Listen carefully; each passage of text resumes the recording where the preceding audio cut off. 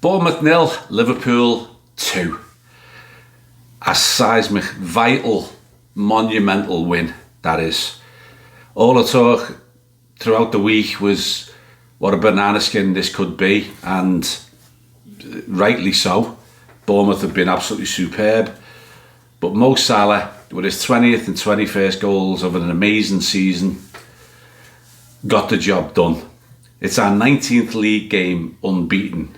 And it's worth mentioning again, no Liverpool manager in their first season in history has ever gone 19 league games without defeat.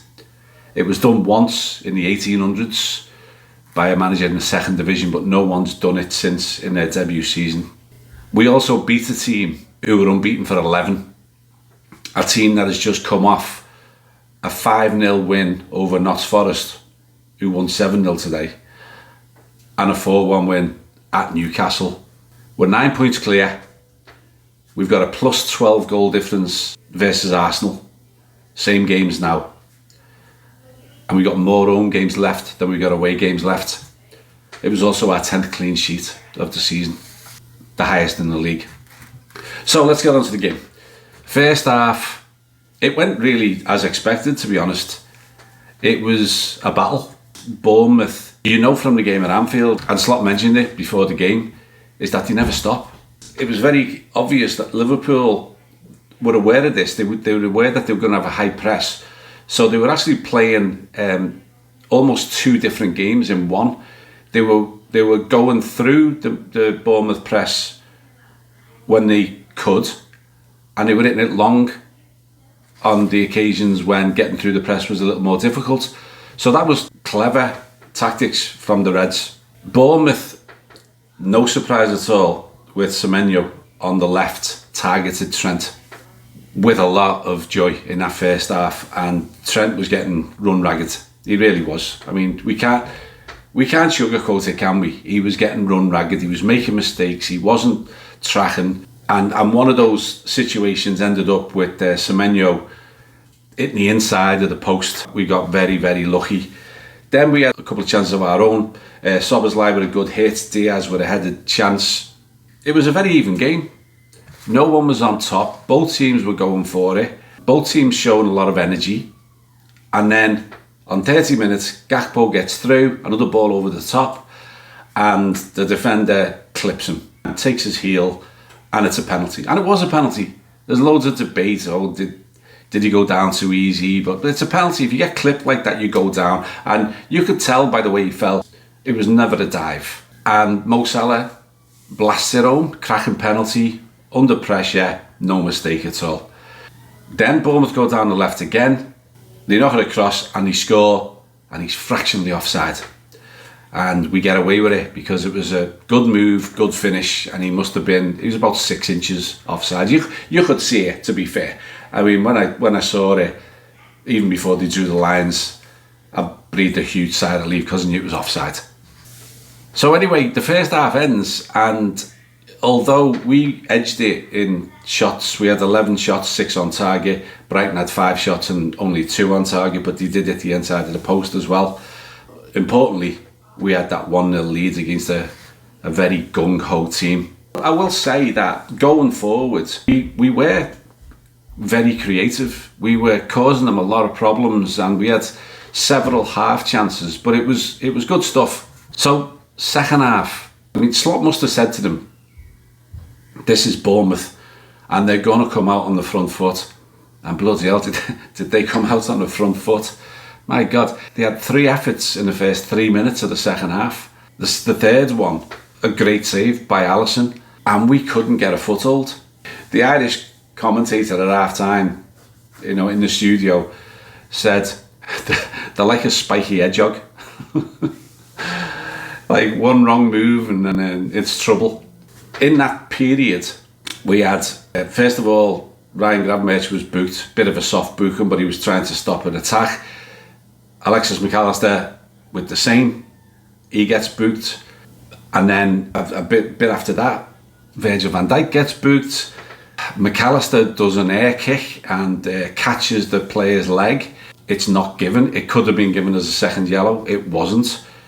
Arne Slot quickly got him off the pitch and brought on Curtis Jones. They never slow down. I don't know where they get that energy from. They've got a lot of injuries as well, but they were really, really in our face. I got the feeling that Liverpool had come out with a sense that, you know what, we're going to control this. We'll win possession and we'll just control the game and slow it to our pace. We'll take the heat out of Bournemouth. And it wasn't working. We were getting caught on the ball. They were getting into advanced positions, and they don't have to throw a lot of men forward too. But anyway, we survived it. 69 minutes, Trent goes down with an injury. Hopefully it's not serious. Conor Bradley came on, and Conor Bradley did really well from the moment he came on.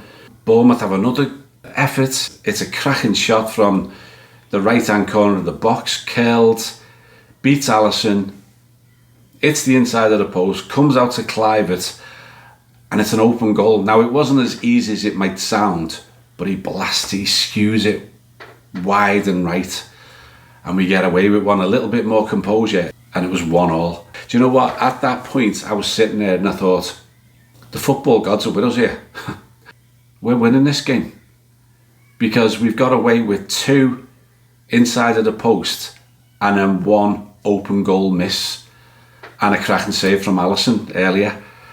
And then on 75 minutes, we break. Curtis Jones to Darwin Núñez to Luis Diaz, back to Jones, who bombed from his own half into space. He puts it to Salah. The defender thinks, should I cut it out or not? He hesitates. I think it put him off a little bit, because then he has to get it back in position. By the time he had, and he's got his hands behind his back like that, Mo Salah looked up, curled it into the left-hand corner, and the keeper didn't move. And absolutely, it was a world-class finish. The move prior to it, the build-up, was superb. Curtis Jones playing his part twice, but what a finish. I mean, what an incredible player we have. And then you think, right, are Bournemouth now gonna go, all right, we've done everything we can and we're 2-0 down? Nope, not a bit of it. They're like the bleeding Duracell bunnies, or the Energizer bunnies, wherever it is you live. And they just kept going and going and going. They wouldn't stop. And he kept us pegged back on the back foot. And never once did I think, right, we've got control of this half, even at 2-0. And then with, I think it was just about the 90th minute, he hit a low shot cross. It deflects off 2 Liverpool players, and Alisson pulls off a fantastic save to keep it at 2-0. Could have been a nervy end. Conor Bradley does a lovely bit of defending at the end to stop Semenyo, wins a goal kick, which gave us a bit of a breather. A couple of Liverpool players played with 2-0 up, so we're going to go down with an injury card, which everyone does it. I don't like it, but everyone seems to do it. So we ended the game. We actually had 19 shots with 7 on target. They had 14 with only 3 on target, which sounds like that we were comfortable winners. We weren't, but we were winners, and that's what champions do. We took our chances. We have Mo Salah. They don't. Another interesting stat, which just shows how much Bournemouth ruffled our feathers, was we only had an 81% pass accuracy, and we normally have sort of like 87 to 90%. We were down at 81, and they had 49% possession, and they only made a few passes less than us. That just shows you the quality of their football, because we normally miles ahead in passes and miles ahead in possession. Before I get to the shout outs, I do want to give Bournemouth credit, because that manager has put together one hell of a team. They're a cracking team to watch. They're one of the best footballing teams in the league. I'd far rather watch them than Arsenal. They give us an incredibly hard game today, and it's such a huge win. I also do want to mention, I've sort of gone into a little bit of a habit of watching the opposition's websites on YouTube before the game to see what they're thinking. And there's this one, I think it's called Back of the Net.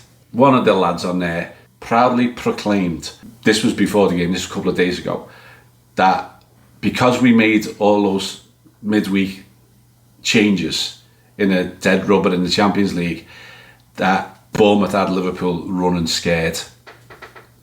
Come on, mate. I know you're doing well, but keep your powder dry until after the game, eh? On to the shout-outs. Mo Salah. Brilliant, fantastic, world-class. The difference maker.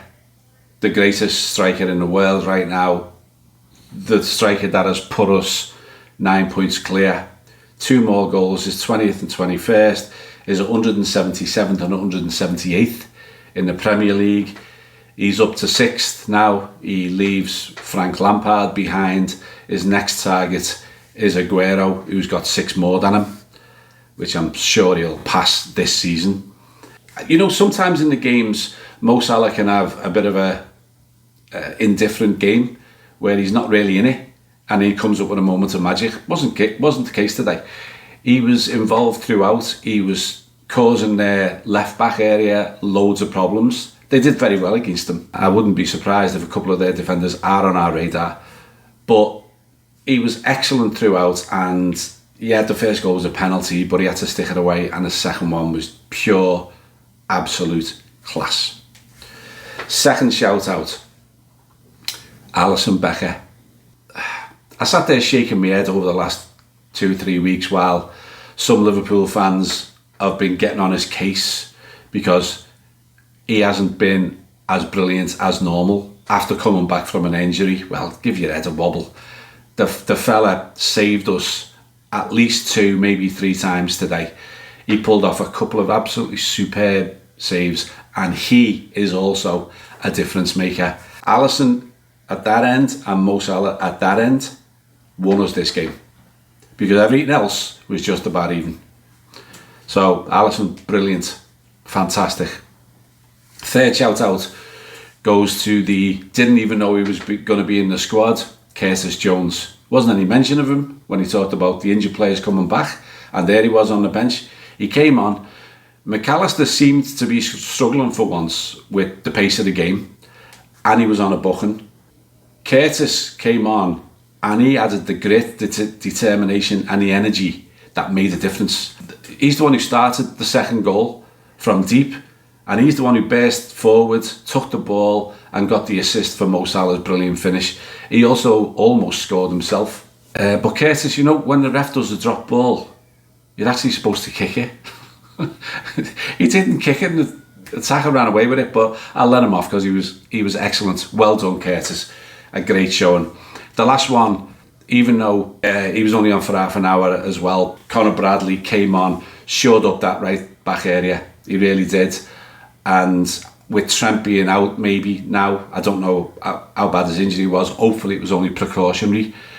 But as I said earlier, Trent was being given a hard time, and Conor Bradley came on and did what Conor Bradley does. He helped us see out that game. So well done, Conor Bradley. And you know, the celebrations of the players at the end were very unlike Liverpool. They went to that small pocket of Liverpool fans in that tiny stadium and they were celebrating. Ibra Kanate was like a man possessed.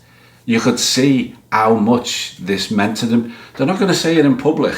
It's one game at a time, but you could see in that celebration that this mattered big time. They knew how big a win this was.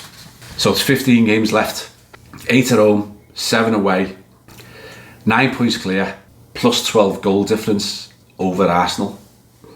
It's getting closer, it's getting real, and there's only 15 games now for Arsenal to pull it back on us. So it's over to you, Arsenal. Arsenal, Man City tomorrow. The pressure has been just ramped up an extra couple of notches on them. And as much as I can't bring myself to say I want Man City to win, I definitely want Arsenal to drop points. If Arsenal drop 2 or 3 points, I don't care, as long as they drop points tomorrow. We've got a little bit of a break now too. It's 2 cup games. We've got Tottenham in the second leg of the Carabao Cup on Thursday, and then we've got Plymouth away in the FA Cup. So it's actually 11 days before our next league game, and it's away at high scoring Everton. high scoring, Everton. It's another big game, but you know what? It takes a little bit of the pressure off because of what we just did today. So anyway, enjoy it. I can't wait to watch that game tomorrow. I'll see you after the Spurs game on Thursday. You'll never walk alone. Cheers to that.